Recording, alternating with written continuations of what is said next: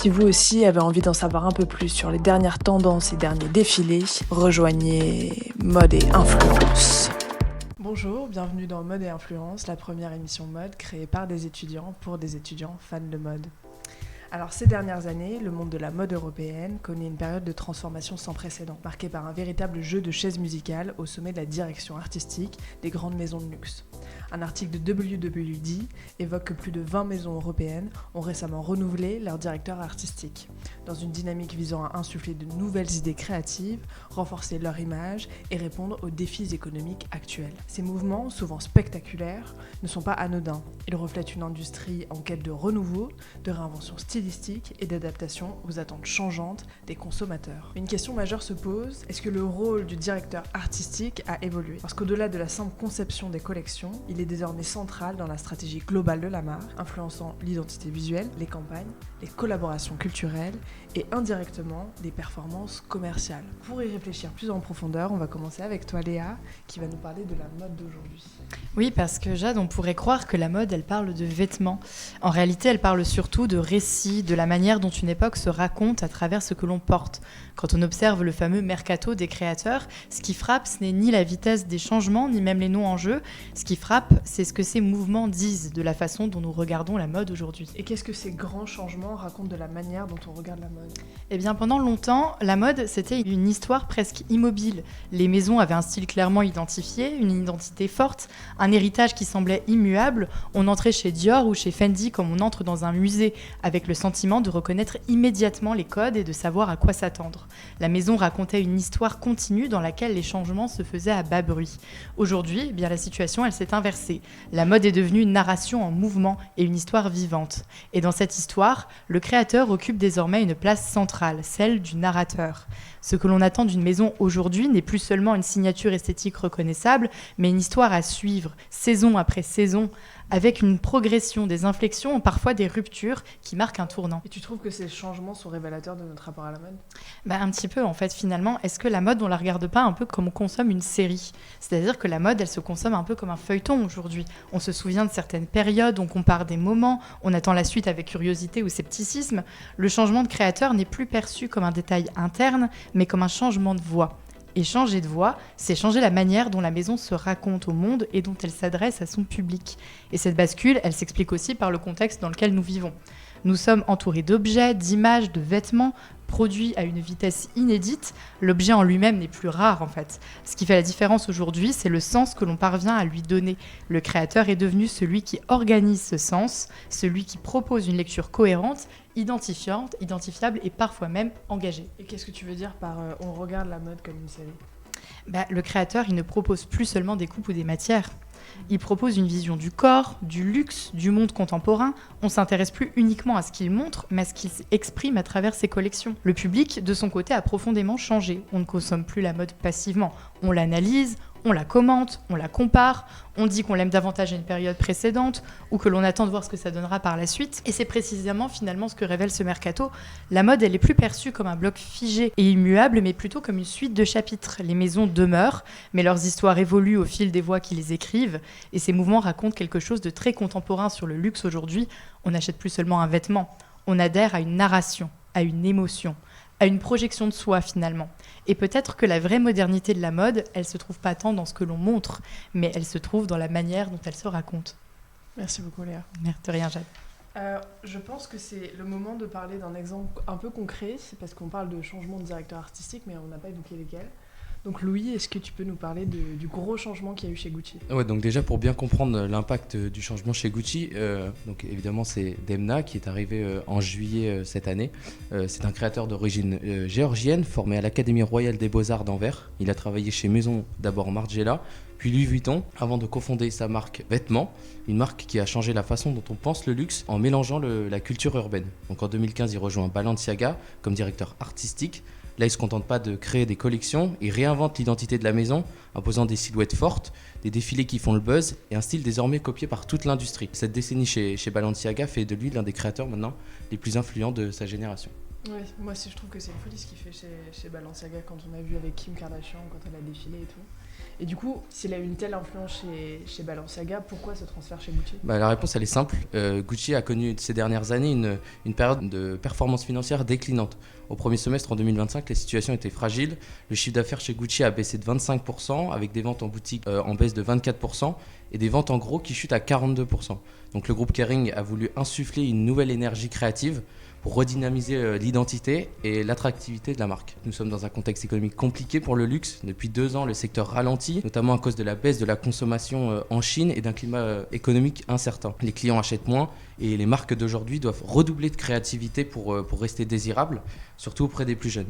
Les maisons de luxe misent donc de plus en plus sur les directeurs artistiques capables de créer de l'émotion, du buzz et une vraie connexion avec les jeunes générations.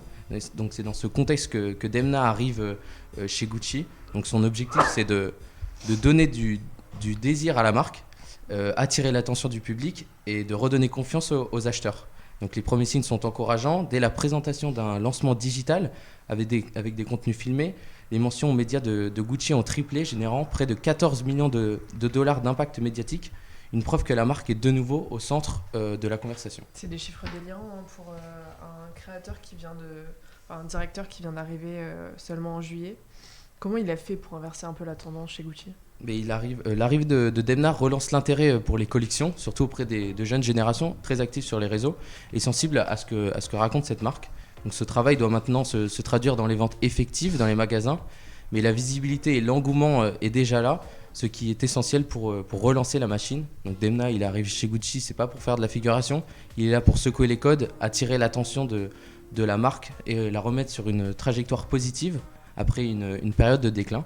Et donc les premiers chiffres médiatiques suggèrent que ce pari pourrait bien porter ses fruits.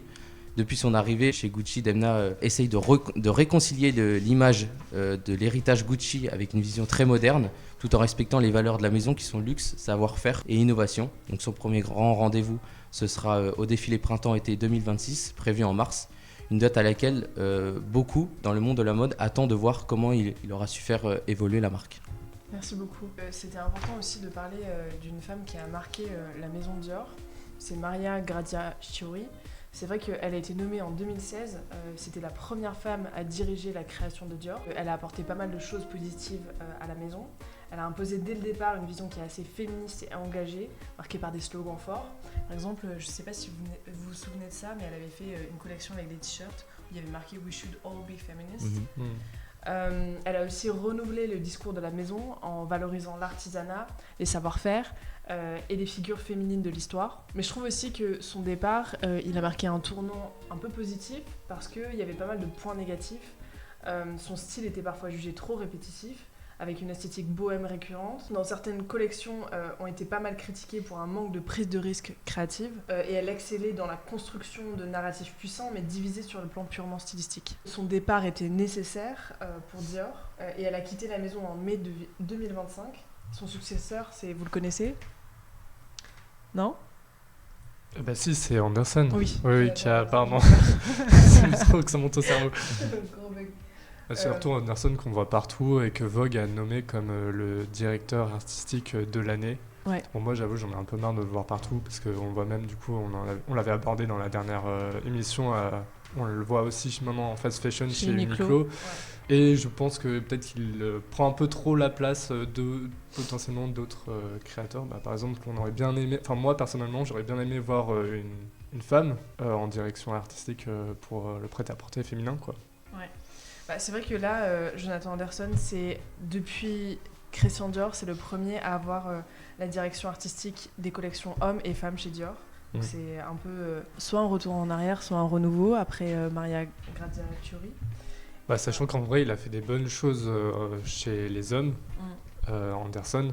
Et donc, c'est vrai que ça va sûrement apporter un vent de fraîcheur chez la femme Dior. Mais bon, après, est-ce que justement, on va pas rentrer dans une sorte de boucle où il va monopoliser tout l'espace de la maison ? Je sais pas. On verra bien, mais en tout cas, je trouvais que la maison Dior avait besoin d'un renouveau. Oui, et c'est ce qu'elle a eu, donc on verra la suite. On va finir avec toi, Thomas. C'est vrai que là, on a parlé d'une femme qui a influencé pendant 9 ans la maison Dior. Toi, tu vas nous parler de Louise Trotter, qui est aujourd'hui à la tête de la direction artistique de la maison italienne Bottega Veneta. Qu'est-ce que tu peux nous dire sur elle ? Donc en effet, c'est une succession qui était très attendue depuis le départ de Mathieu Blasi chez Chanel, et c'est une nomination qui fait déjà pas mal parler d'elle. Louise Trotter, elle devient donc la nouvelle directrice artistique chez Bottega Veneta, l'une des maisons les plus stratégiques du groupe Kering. Elle succède donc à Mathieu Blasi, qui est un artisan d'un renouveau spectaculaire de la marque ces 3 dernières années. Et au-delà du nom, cette arrivée raconte aussi quelque chose de bien plus large sur l'état du luxe aujourd'hui. Son nom, il n'est pas inconnu dans le milieu. Pas du tout, loin de là.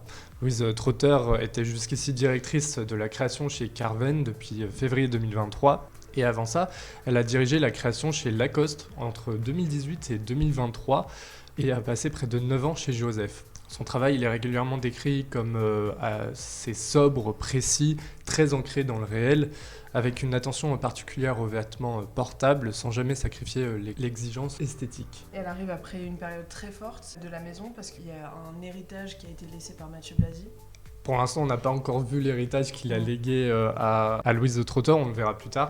Mais c'est sûr que Mathieu Blasi a profondément marqué Bottega Veneta. Il est arrivé en 2020 comme directeur du design et ensuite il a été nommé à la création en novembre 2021, après le départ de Daniel Lee. Sous sa direction, la maison elle est devenue l'une des plus désirables du paysage milanais, avec un travail très remarqué sur les cuirs et les volumes et la narration autour du savoir-faire italien. D'un point de vue économique, en plus, Bottega Veneta a aussi résisté au ralentissement du luxe. Sur les 9 premiers mois de 2024, la marque a dépassé les 1,2 milliard d'euros de chiffre d'affaires, alors que d'autres maisons du groupe, comme tu disais Louis, comme par exemple Gucci et Balenciaga, traversaient une période vraiment très compliquée. Et puis c'est assez symbolique d'avoir une femme à ce poste. Ah oui, et c'est un point très central. Avec cette nomination, Louise Trotter, elle devient la seule femme à diriger la création d'une maison de luxe dans le groupe Kering, qui est vraiment un des plus gros groupes de mode aujourd'hui, et cela après le départ de Sarah Burton, d'Alexander McQueen. Dans un secteur où les postes créatifs les plus exposés restent majoritairement masculins, cette décision a une portée vraiment très symbolique et très forte, d'autant que Louise Trotter n'est pas positionnée sur l'excentricité ou le spectaculaire, mais sur une vision plutôt exigeante, durable et profondément liée à la vie réelle, une approche qui correspond à l'évolution actuelle du luxe. Ouais, et puis on a déjà vu ses premiers pas chez Bottega Veneta. Tout à fait. Son premier défilé était à Milan en septembre dernier, lors de la dernière Fashion Week, qui n'a pas cherché la rupture immédiate. Pas de geste radical, ni de coup d'éclat. Louise Trotter a préféré réinstaller un raffinement maîtrisé, un luxe discret, presque silencieux, fidèle à l'ADN du cuir artisanal de la maison. Un défilé qui, moi, je juge en tout cas assez solide, mais prudent pour l'instant. On a hâte de suivre son évolution à la prochaine Fashion Week.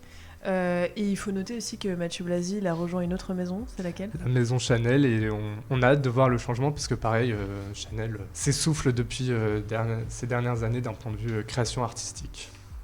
Merci beaucoup. Merci Jeanne.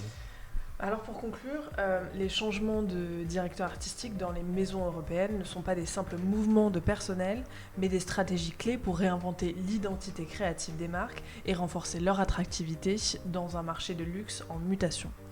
Ces transitions, elles permettent souvent d'apporter de nouvelles idées et de revitaliser l'image d'une maison tout en ayant un impact parfois immédiat sur les ventes à court terme, tout du moins, qu'il s'agisse de relancer l'intérêt des consommateurs ou de répondre à des ralentissements économiques.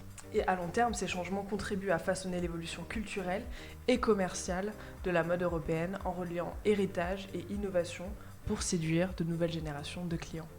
Merci beaucoup de nous avoir écoutés pour cette émission et on se retrouve à la rentrée pour de nouveaux thèmes. Merci.